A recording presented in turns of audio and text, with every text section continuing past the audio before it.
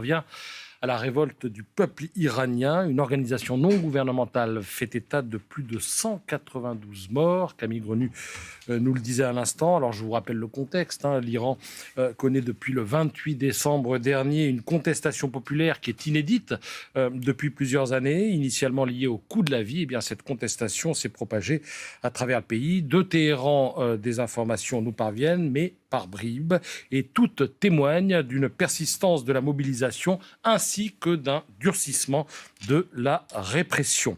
C'est cela dont nous parlons, mais après avoir visionné ce reportage signé Iman Rachati. Des feux d'artifice et ce slogan. Au cœur de Téhéran, la nuit dernière, les Iraniens ont bravé le danger pour manifester contre le régime. 14e jour de protestation dans une répression sanglante et à huis clos. Les autorités ont coupé Internet pour dissimuler les violences selon la population. Les Iraniens n'épargnent aucun totem du pouvoir. Il y a 2 jours, cette mosquée en flammes ou ces bâtiments officiels incendiés à Karaj, dans le nord du pays. Donald Trump a réitéré son soutien aux manifestants sur son réseau social. L'Iran veut la liberté, peut-être comme jamais auparavant. Les États-Unis sont prêts à aider. Le décompte macabre des morts exécutés par le pouvoir s'alourdit. Le guide suprême Ali Khamenei l'a assuré vendredi. La République islamique ne reculera pas. Et nous sommes avec Manaz Shirali. Bonjour madame. Bonjour. Vous êtes sociologue, politiste, spécialiste de l'Iran, auteur de nombreux livres et notamment, je donne le titre du dernier, de Fenêtre sur l'Iran, le cri d'un peuple bâillonné. C'est aux éditions Les Pérégrines. Didier Idjadi est également avec nous. Bonjour monsieur. Bonjour. Vous êtes sociologue, universitaire et réfugié politique iranien.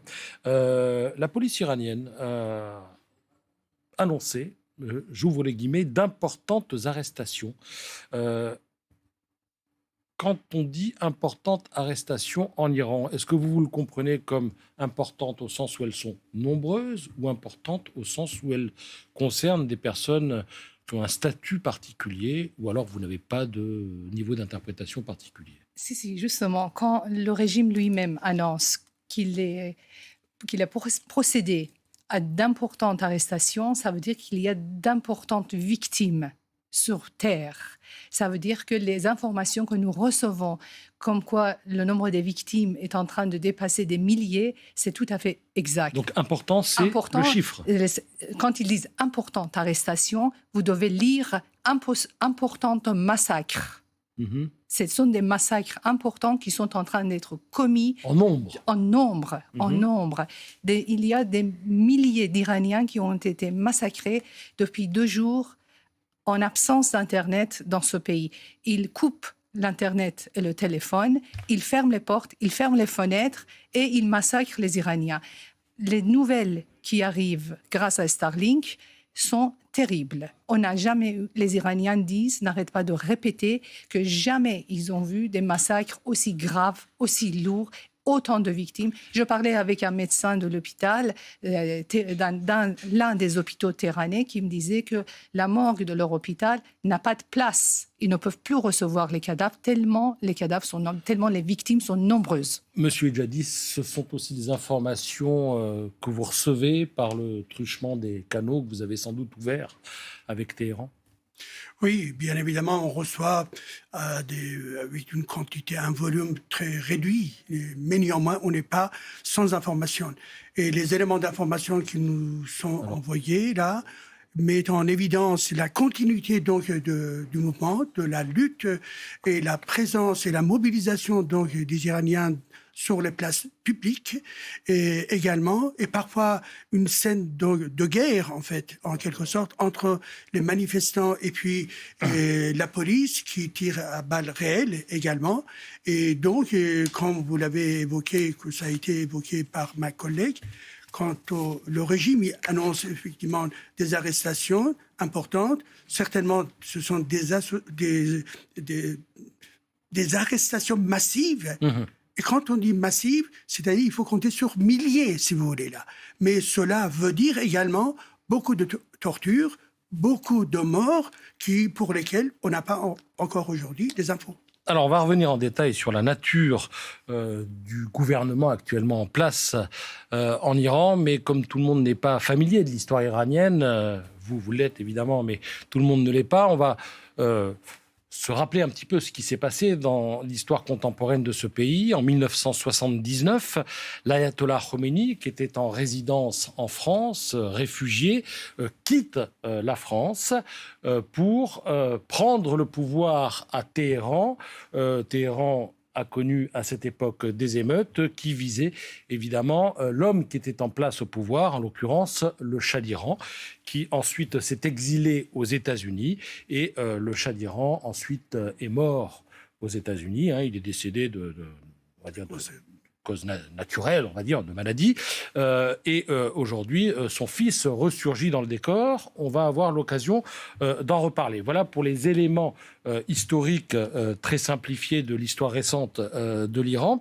Et je me tourne donc maintenant vers Julien Hélion pour lui demander qui gouverne concrètement le pays aujourd'hui. Et bonjour Julien. Oui, bonjour. Eh bien, effectivement, vous le savez, à la tête de ce pays de 88 millions d'habitants, il y a Ali Khamenei, le guide suprême. Il a 86 ans. Il a été également président de la République islamique iranienne entre 1981 et 1989. Depuis, comme je vous l'ai dit, il est guide suprême. Il est le personnage le plus important du régime. Juste en dessous de lui, vous avez Massoud Pezeshkian, c'est le président de la République islamique.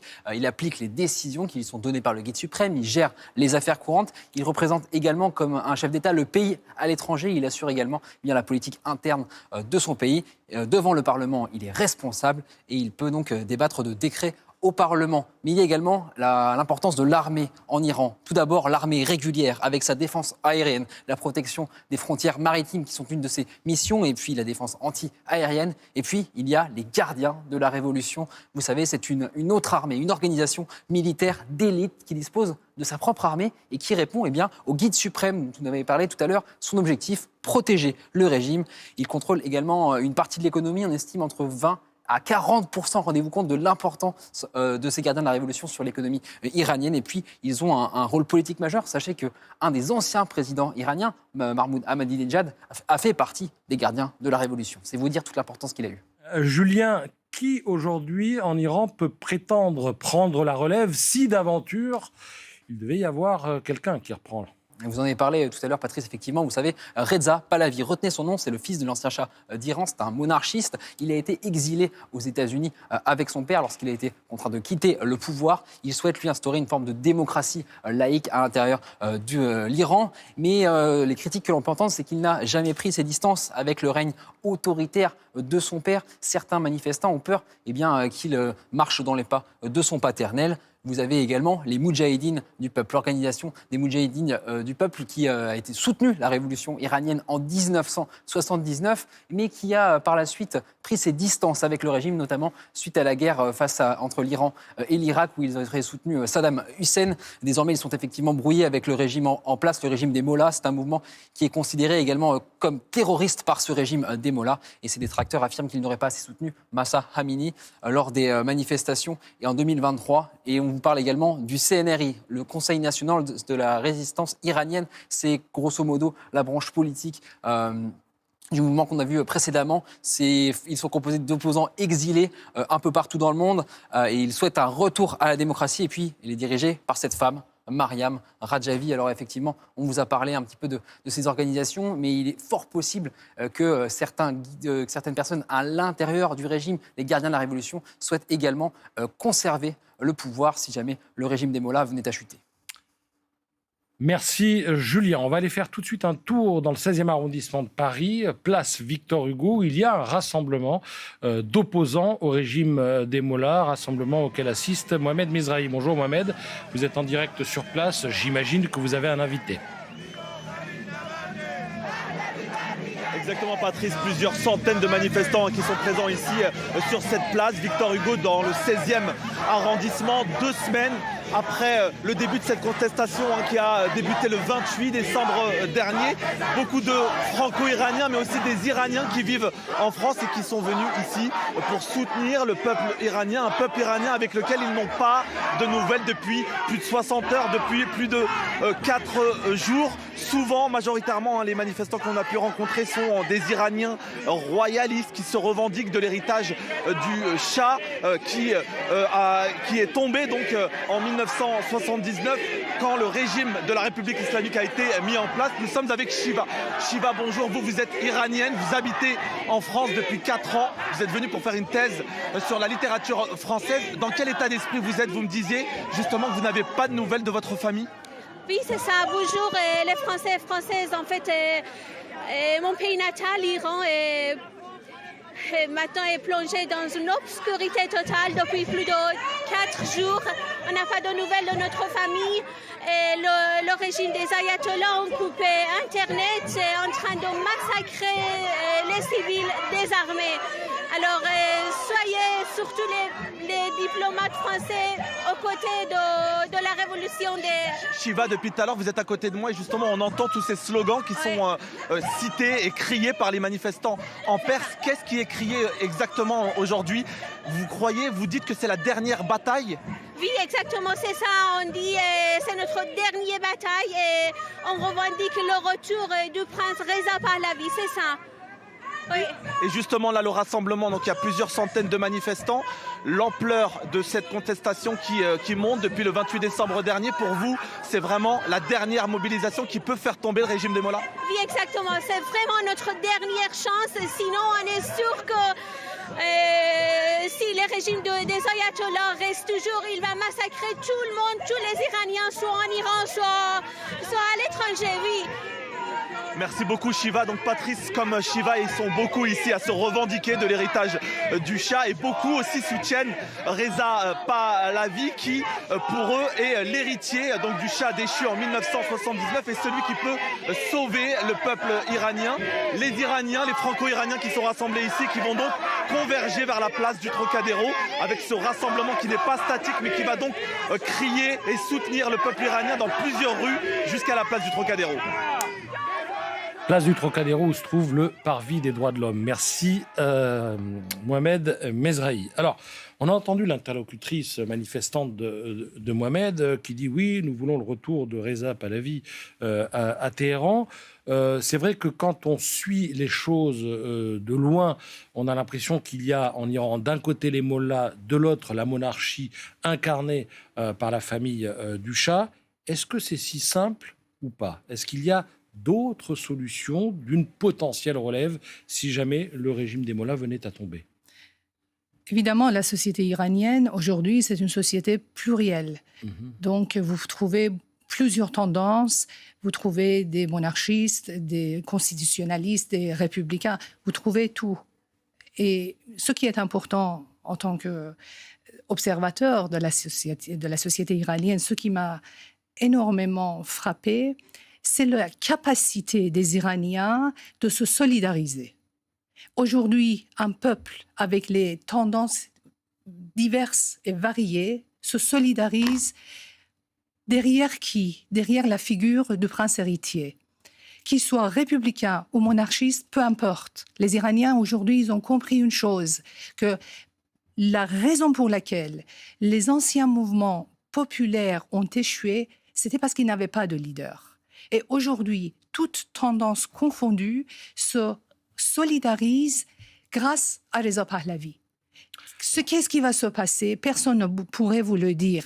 Est-ce qu'il est capable de régner? Est-ce que la monarchie va revenir? Aujourd'hui, le souci principal des Iraniens, c'est de renverser la République islamique. Et les Iraniens pensent en majorité. Je les ai interrogés à longueur de journée, pendant longtemps. Les Iraniens pensent, avec qui je suis en relation, ça veut dire mon réseau de 50 000 jeunes. Je les ai interrogés. Ils pensent qu'aujourd'hui, il n'y a que la solidarité à travers Reza Pahlavi qui pourrait sauver leur pays. Alors, j'ai bien compris que vous nous dites, pour le peuple iranien, ou toutes les personnes en tout cas qui sont en exil, l'adversaire, l'urgence, c'est de faire tomber les mollahs. Mais est-ce que vous pensez, Didier Idjadi, que derrière Reza Pahlavi ou quelqu'un d'autre est capable de fédérer cette constellation qui forme l'opposition au Mollah, où il y a quand même pas mal de gens qui ne pensent pas vraiment la même chose? C'est vrai que la société iranienne, c'est une société très diversifiée, enfin, du point de vue politique. Et c'est vrai que dans l'opposition iranienne, en Iran, l'opposition organisée ne peut pas exister car systématiquement, la dictature écrase. Mais il y a véritablement des personnalités de grande importance, à la fois en prison, mais également dans la société. Et ceux qui sont organisés, c'est plutôt à l'extérieur. Donc, à peu près, il y a une 50aine de groupes, d'organisations et de partis politiques. Ils sont très, très, disons, différenciés, également diversifiés. Mais néanmoins, c'est vrai qu'auparavant, il y avait un vide total, si vous voulez, car aucun leader parmi ces organisations n'a été capable de se proposer pour le pilotage, effectivement, de cette période que nous commençons là. Mais à partir du moment où Prince héritier Reza Pahlavi a décidé de se lancer dans cette politique, de rassembler, de renforcer l'unité donc, du peuple, donc une partie de l'opposition, eh bien, est d'accord pour marcher ensemble. Mais il reste encore une autre partie qui n'est pas d'accord. Y compris ceux qui sont d'accord, eh bien, non seulement des courants monarchistes, mais également des démocrates, mais également des républicains. Alors, ces gens-là, ils pensent qu'effectivement, avec Reza Pahlavi, on peut commencer une période de transition, ce qui est indiqué par Reza Pahlavi, et ensuite, à la fin de cette période de transition, eh bien, on vote, on fait l'élection et à ce moment-là, on comprend le poids de chaque courant politique. Alors, je n'ignore rien de la tyrannie que représente le régime des Mollahs, mais lorsque vous parlez de républicains, de démocrates qui s'allieraient à Reza Pahlavi, on a aussi le souvenir d'un régime avant 1979 qui n'était pas franchement une démocratie sous le Shah d'Iran. Alors vous me direz, son fils, c'est lui c'est lui, moi c'est moi, comme dirait l'autre, mais est-ce qu'on peut imaginer que dans le sillage de Reza Pahlavi, il puisse y avoir quelque chose de démocratique qui naisse dans un pays qui, au fond, n'a jamais connu la démocratie? Vous savez, Didier Idjadi, mon collègue et moi, nous sommes des sociologues. Sociologue doit refléter la parole du peuple. Ce que je pense, Mahnos Shirali, ce que Didier Idjadi pense, n'a strictement aucune importance. Ce que les Iraniens pensent qui est important. Aujourd'hui, on entend de l'Iran une voix unique. Ils n'arrêtent pas de crier, de scander le nom de Reza Pahlavi. C'est mon devoir de sociologue. En Iran ou le scandent en Iran. Et j'ai remarqué, en tant que sociologue, j'ai remarqué que mon réseau des Iraniens qui sont à l'intérieur des frontières sont plus solidaires envers Reza Pahlavi que les Iraniens qui sont à l'étranger, qui vivent dans les belles conditions et qui ne sont pas sous la répression. Donc, ceux qui solidarisent le peuple iranien pour Reza Pahlavi, derrière Reza Pahlavi, c'est la condition de leur vie et ils pensent que c'est leur seule solution. Est-ce qu'ils ont droit? Est-ce qu'ils ont tort? Est-ce qu'ils ont dans leur droit de penser comme ça? C'est pas la question pour vous. C'est pas ça. C'est pas moi. C'est pas ma question. J'ai bien compris. Puisqu'on parle de Reza Pahlavi, faisons un peu plus connaissance avec ce monsieur grâce à Marjorie Lemeur. Dans les rues de Téhéran, ce drapeau orné du lion solaire, l'emblème du pays avant le régime des Mollahs, ou encore ce slogan. C'est la dernière bataille, Pahlavi va revenir. Reza Pahlavi, c'est l'homme sur ce portrait qui appelle les Iraniens à sortir dans la rue depuis plusieurs jours. Il faut se préparer à prendre les centres-villes et à les contrôler. Comme on le voit ici à 14 ans aux côtés de son père, Reza Pahlavi est le fils du dernier Shah d'Iran, renversé en 1979 par la révolution islamique. En exil aux États-Unis, il se place comme l'homme capable d'incarner le futur de l'Iran. Mais héritier d'un régime autoritaire, il ne fait pas l'unanimité. Ceux qui ont scandé un certain nombre de slogans pro-monarchiques sont souvent des jeunes. Il n'est pas certain que leurs grands-parents valident forcément cette option. Il y a quand même ce passif justement, qui n'est pas simple à gérer. Cette semaine, Donald Trump a indiqué qu'il ne souhaitait pas le rencontrer pour l'instant, avant d'affirmer hier soir qu'il était prêt à aider les manifestants. Question rapide, réponse rapide avant le rappel des titres. A-t-il réellement envie de revenir, Reza Pahlavi ? Parce que là, il dit aux gens, résistez, prenez les centres-villes. Mais lui, il est aux États-Unis, où, ma foi, il doit mener une vie assez agréable. Il a réellement envie de revenir ? Il faut poser la question à Reza Pahlavi lui-même, pas à moi. Vous avez des informations là-dessus ? Est-ce qu'on sait Non, dans son entourage s'il a envie de revenir ? Une petite analyse. Oui, c'est vrai que ce que vous dites, effectivement, cette envie, ce désir n'était pas très, très ferme Ça peut au être, départ. c'est fondamental dans une Mais situation pareille. on s'est mis dans un processus de changement et donc de mouvement et de révolte dans la société. Et je pense que ce processus, c'est également, pour lui, c'est formateur également là. Et je sens aujourd'hui, il y a une volonté de sa part pour jouer un rôle important dans cette phase de l'histoire iranienne, car en fait, on n'a pas d'autre choix, sinon on va rester encore avec ce régime barbare totalitaire, encore et encore des années. Donc, effectivement, chez lui aussi, je sens une certaine modification, un certain changement dans sa personnalité par rapport à son engagement. Ce changement, cette évolution, elle est aussi perceptible pour vous ? Il pourrait revenir temporairement, le temps d'assurer une transition ou durablement ? Écoutez, le problème, c'est que 80% de la société iranienne a moins de 40 ans. Donc ne sait pas ce qu'était le Shah d'Iran, c'est ça que vous dites ? Ils ne savent pas, mais en tout cas... Ils ont des parents qui leur ont raconté. Les grands-parents sont morts. Les parents sont d'accord avec leurs enfants autant qu'on voit sur les images et autant qu'on les interroge, on voit que tout le monde aujourd'hui se solidarise derrière Reza Pahlavi. Et ce qui est important de savoir, que quand on dit les jeunes pensent autrement que les grands-parents, mais une société dont 80% de la population a moins de 40 ans, ils sont tous des jeunes. Et donc, eux, ils réclament Reza Pahlavi. Et il faut respecter leurs demandes.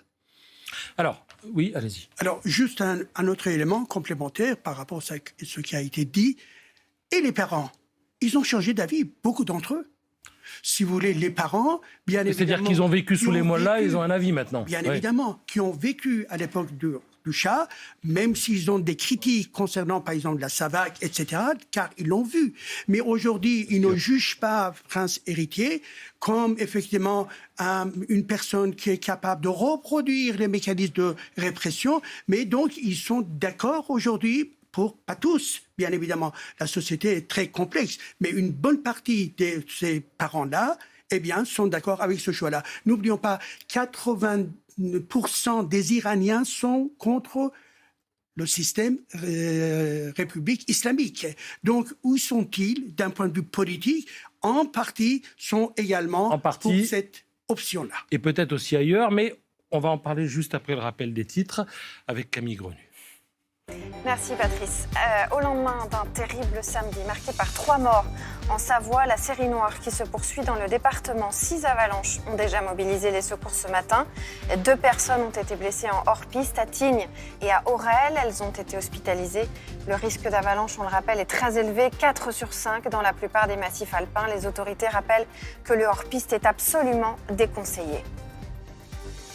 À la une également ce dimanche, la mobilisation agricole qui se poursuit contre l'accord UE-Mercosur. En Normandie, des agriculteurs ont passé la nuit au port du Havre. Plusieurs axes sont aussi très perturbés. L'A64 en Haute-Garonne, l'A63 dans les Pyrénées-Atlantiques. Des blocages sont aussi en train d'être levés à la frontière belge. Et puis dans le Limousin, enfin, une centaine d'agriculteurs ont mené une opération escargot sur l'A20, ce qui a provoqué d'importants ralentissements autour de Limoges. Après la manifestation d'hier à Paris, la contestation des médecins libéraux qui franchit une nouvelle étape. Plusieurs centaines de praticiens de blocs opératoires ont quitté la capitale tout à l'heure pour un exil symbolique de 3 jours à Bruxelles. Objectif, dénoncer la politique de santé du gouvernement, une atteinte à leur liberté d'exercice et réclamer des propositions concrètes au Premier ministre. Et puis cette nouvelle sortie choc du président américain Donald Trump qui juge désormais très bien la suggestion d'un internaute qui propose que son secrétaire d'État, Marco Rubio, devienne un jour président de Cuba. Une sortie qui s'inscrit dans une montée en pression très concrète sur la Havane. Le président américain somme Cuba d'accepter un accord avant qu'il ne soit trop tard et menace de couper l'accès au pétrole et au financement vénézuélien une semaine après l'opération américaine à Caracas. Voilà Patrice pour l'essentiel. Merci Camille, à tout à l'heure, 16h pour un journal complet. Alors, nous sommes avec nos invités, Manaz Chirali et Didier Idjadi. On a bien compris que votre préférence, c'était à minima une transition avec Reza Pahlavi, le fils du Shah. Vous me disiez d'ailleurs hors antenne que vous fûtes jadis dans l'opposition au Shah d'Iran et aujourd'hui vous dites que c'est la meilleure solution. Néanmoins, on entend parler d'une autre solution qui pourrait passer par ce qu'on appelle le CNRI. Alors le CNRI, c'est quoi et est-ce qu'on peut faire confiance à ces gens qui revendiquent aussi d'une certaine manière de prendre la succession des mollahs si les mollahs devaient partir? Selon mes enquêtes auprès des Iraniens, je ne dis pas jeunes Iraniens parce qu'ils sont tous des jeunes. Alors, selon mes enquêtes, j'ai pu remarquer pendant de longues années, je suis sur les réseaux sociaux en train d'interroger les jeunes, j'ai remarqué une aversion, une haine des Iraniens, des jeunes, envers les Moudjahidines du peuple. Alors, le CNRI, ce sont les Moudjahidines, ce qu'on appelle les Moudjahidines du peuple. Voilà, ils ont changé un petit peu le nom, mais c'est incroyable comme ils sont impopulaires. Qu'est-ce qu'on leur reproche? Ils reprochent d'avoir fait du terrorisme jadis. Ils ont fait beaucoup d'erreurs. Ils ont fait beaucoup d'erreurs et sans jamais se mettre en question, sans jamais s'autocritiquer, sans jamais être ouverts aux critiques, ils ont carrément détruit les Moudjahidines du peuple. Parce que les Moudjahidines du peuple, à l'époque du Shah, c'était quand même une organisation qui avait la sympathie auprès des Iraniens. On pensait que c'était des jeunes. J'ai beaucoup écrit sur eux dans mes livres. Mais le tournant, c'est quoi? C'est la guerre Iran-Irak? C'est-à-dire la guerre Iran-Irak du côté des Irakiens? Ce sont d'abord et avant tout les erreurs des Moudjahidines du peuple, les erreurs stratégiques qu'ils ont commises. Ensuite, il y a aussi les propagandes de la République islamique qui étaient très importantes contre eux, ce qui a marché. Ça, il faut pas négliger. Mais moi, j'impute plus sur leurs propres erreurs, les erreurs de l'intelligence politique. Ce sont les gens extrêmement ignorants concernant la politique et ils se sont bien trompés. Le seul endroit où les Moudjahidines du peuple ont bien travaillé, c'était sur le plan économique parce qu'ils sont très riches aujourd'hui. Là, ils sont très riches. Par contre, ils ont complètement perdu le terrain. Ils sont impopulaires en Iran et les gens les détestent. Incroyablement. C'est aussi votre cas, Didier. Vous pensez qu'ils ne sont pas crédibles, ils sont inaudibles, en tout cas à l'intérieur du pays? J'ajoute à ce qui a été dit par ma collègue, nous sommes en train d'ouvrir un nouveau chapitre pour une gouvernance laïque. Cette organisation politique, quand vous regardez les cérémonies organisées par cette organisation politique, tout est islamique. Très bien, on a compris. Bon. Très bien, on a compris. Alors, dernière question, parce qu'il faut qu'on aille vite. Donald Trump se dit officiellement prêt à aider le mouvement. Comment peut-il le faire? Est-ce qu'il faut s'attendre à des frappes? Est-ce que vous les appelez de vos voeux? Qu'attendent au fond les Iraniens sur place? Là, je parle de ceux qui sont sur place, de l'Amérique. Qu'est-ce qu'ils veulent? Les Iraniens, aujourd'hui, ils ont systématiquement utilisé le hashtag R2P for Iran, c'est-à-dire ils demandent carrément l'intervention de la communauté internationale parce que les massacres sont très importants. C'est-à-dire qu'il faut que les Occidentaux envoient des soldats sur place? Non, ce n'est pas. Vous savez, on est en 21e siècle. Pendant 12 jours de guerre d'Israël contre la République islamique, on n'a pas vu un seul soldat. Mais la République islamique a été... Non, pas seulement. Visant les points névralgiques du régime. C'est ce qu'attendent les Iraniens? Écoutez, la politique américaine, ou bien c'est une mobilisation pour exercer une pression tout simplement sur le régime iranien. Mais comment? Ou bien, c'est-à-dire en fait de créer un climat contre le régime pour que le régime effectivement cède ou éventuellement soit d'accord avec ce que les Américains ils demandent sur par exemple la question nucléaire. Deuxième cas, c'est que éventuellement il s'agit d'une attaque avec des attaques ponctuelles sur les points névralgiques donc du système. Ou troisième élément, c'est éventuellement envahir d'une manière forte et tout ça. Non, mais Iraniens... attendez, sans une guerre, sans une intervention internationale, la République islamique ne tombera pas. Là, vous dites pas d'invasion, là vous dites invasion. Non. La République islamique ne tombera pas avec les jeunes à main nue dans les rues. On a besoin, les Iraniens ont besoin de l'aide internationale. Là, c'est Donald Trump qui propose son aide, tant mieux, mais je regrette que la France soit silencieuse, que la France ne soutient pas l'acte la plus démocratique qui existe sur la Terre. Ce sont les gens qui se soulèvent contre une dictature et la France conséquences restent silencieuses. Certainement, ce point de vue existe dans la société iranienne, là. Mais également, il y a un autre point de vue qui est aussi le mien. Je ne suis pas d'accord pour une intervention militaire de la part d'Amérique, parce que effectivement, il y a un gros risque pour que ça casse le dynamisme de ce mouvement-là en cours là, mais que les Américains fassent, disons, des gestes sympathiques vis-à-vis du peuple iranien, voire également attaquer tel ou tel, disons, le système de pilotage du régime. Eh bien, les gens, ils sont plutôt d'accord, mais pas une intervention, disons, massive de la part des Américains. Merci Didier Djadi, merci également Manaz Shirali d'être passé nous voir pour nous éclairer sur la situation en Iran.